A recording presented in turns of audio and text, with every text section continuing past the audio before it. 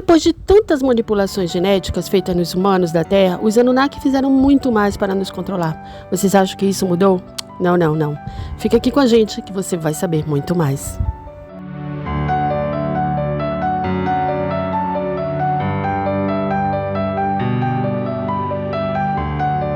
Sejam todos bem-vindos ao nosso canal.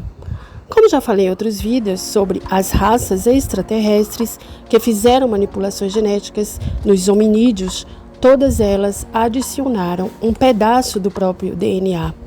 Quando os Anunnaki, que pelo visto foram os últimos que fizeram essas manipulações genéticas, desligaram a terceira fita de DNA, eu vou deixar claro aqui que eles são uma raça de terceira dimensão, porém com tecnologias avançadas.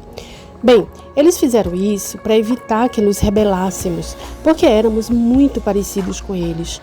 O que fizeram foi desligar essa terceira fita para que toda a descendência, depois disso, não tivesse a terceira fita ligada ou, digamos, iluminada.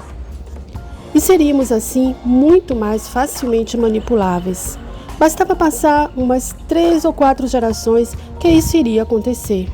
Somando tudo isso com o sistema educacional, as leis e regras regulamentadas, religiões criadas, todo esse sistema de regras e crenças ajudaram a contribuir para moldar uma sociedade obediente. E assim, eles poderiam nos controlar e nos manter escravos. Enlil era o tipo de tirano que queria uma raça escrava e nos reduzia a 2 filamentos de DNA. Foi realmente o que aconteceu. Recapitulando, Enki nos deu um pedaço do seu próprio DNA e o DNA de sua esposa ou de sua parceira, seja lá qual for a estrutura social que eles tinham na hierarquia dos Anunnaki. Na realidade, Enki e Enlil não se davam muito bem, e isso está registrado em alguns textos antigos, embora muitos hoje tentem colocar Enki como ruim da história. Nenhum texto antigo coloca Enlil como ser benevolente para a humanidade. Ao contrário, ele era um tirano, mas como quem vence a guerra é quem conta a história, e nesse caso foram os descendentes de Enlil. Estudiosos de exopolítica dizem que o verdadeiro motivo da guerra dos Estados Unidos contra o Iraque era sobre isso, porque muito do nosso legado histórico estava lá. De fato, isso nunca ficou claro, porque o exército dos Estados Unidos tinha destruído um sítio arqueológico de milhares de anos que existia lá no Iraque. Ali não era a zona de guerra. Será que não queriam que descobríssemos a verdadeira história e subtraíram todas essas informações? Dizem até que o Vaticano conhece a história verdadeira e não quer que nós saibamos, querem compartimentalizar tudo. Eles nos dão uma visão de 5% da realidade. E isso nos torna muito controláveis, porque não sabemos o resto da história. A gente fala aqui da Biblioteca do Vaticano, por exemplo, que dizem que tem mais de 60 ou 50 quilômetros de comprimento. Então vamos recapitular a história e entender o processo, por exemplo, da Inquisição, as Cruzadas. Então a história da Igreja ela é muito ativa desde o período de Roma, desde o período do Império Romano. Bem, continuando a nossa história. Na guerra entre Enlil e Enki, os cientistas que ajudaram Enki na modificação genética eram o lado perdedor da história. E eles tiveram que deixar o planeta. Eles perderam toda a influência. A humanidade, quando chegou ao nível de evolução de Atlântida e Lemúria, isso foi muito tempo depois, não alegrou muito Enlil, porque esses povos se desenvolveram e evoluíram muito. E quem evolui não se submete à escravidão. Então, o que aconteceu? Aconteceu o dilúvio, que vocês já ouviram falar, e está escrito na Bíblia. Essa parte do dilúvio é uma parte da narrativa da epopeia de Gilgamesh, que é um texto que antecede a própria Bíblia. E chama a atenção por causa da semelhança com a narrativa bíblica sobre o dilúvio e a trajetória de Noé. Os historiadores acreditam que a história suméria tenha servido de influência para a formulação da narrativa hebraica sobre o dilúvio. Esses especialistas sugerem ainda que, além desse, existem outros aspectos da cultura hebraica que também foram herdados da cultura suméria. Continuando o nosso assunto, quando Enki e seus sacerdotes deixaram nosso planeta para trás, os governantes híbridos, como reis, chamados também de semideuses, e os sacerdotes, ficaram no poder. E daí, Eliu, que ficou no comando, nos colocou, a partir daí, numa quadra para nos autodestruir, e isso foi intencional. Eles separaram a humanidade, dividindo cada grupo geneticamente por raças, línguas diferentes, classes sociais, e nos usou para lutar suas batalhas. Eles já usaram até armas nucleares. Existem evidências disso em todo o nosso planeta. Eliu, que era o lado vitorioso, se certificou de que estruturas e crenças fossem colocadas em práticas, como crenças e estruturas de governos, religião, pobreza, todas as coisas que vemos hoje. Todas essas estruturas foram especificamente criadas para nos derrubar. E nós caímos nisso porque perdemos o fio condutor da nossa história. Veja o quanto é importante você conhecer sua origem e se conectar com o Divino Criador. Quando essa terceira fita de DNA foi desligada, no passado, era essa fita que nos dava consciência da conexão com tudo e muito provavelmente nos bloqueou e nos isolou do cosmos, porque a nossa ascensão é a busca da nossa própria identidade divina e nós não sabíamos disso. Nós perdemos esse elo com o divino, ficamos à mercê de crenças limitantes impostas por seres que nos impuseram religiões, sistemas políticos, jurídicos, ficamos à mercê dos nossos medos e da nossa solidão, porque Deus, para nós, era um ser distante e não parte de nós que somos co-criadores desse universo. Muitos arqueólogos dizem que essas histórias são histórias elaboradas, mas existem achados arqueológicos em todo o planeta, provando que existiam civilizações marítimas há 10 mil anos atrás.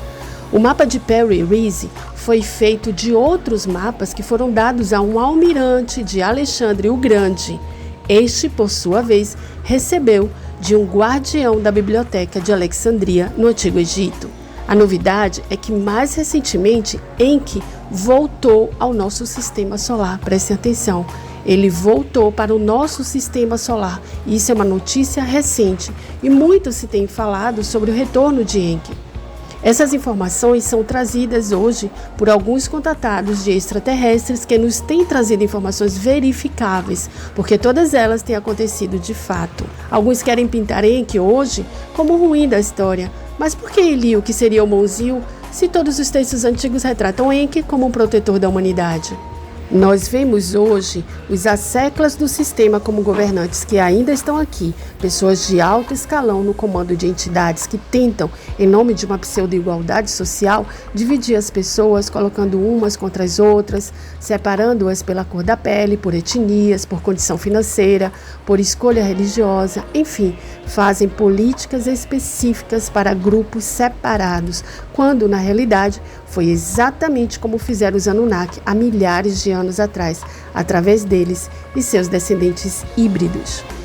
Hoje, esses governantes e juristas que juram defender a democracia enquanto calam as pessoas nas redes sociais, os governantes que não admitem divergência, que não seguem nem mesmo as leis constituídas legalmente no seu país ou leis internacionais, podem não ser os descendentes diretos dos híbridos semideuses, mas são altamente influenciados por raças extraterrestres evoluídas tecnologicamente, mas não espiritualmente.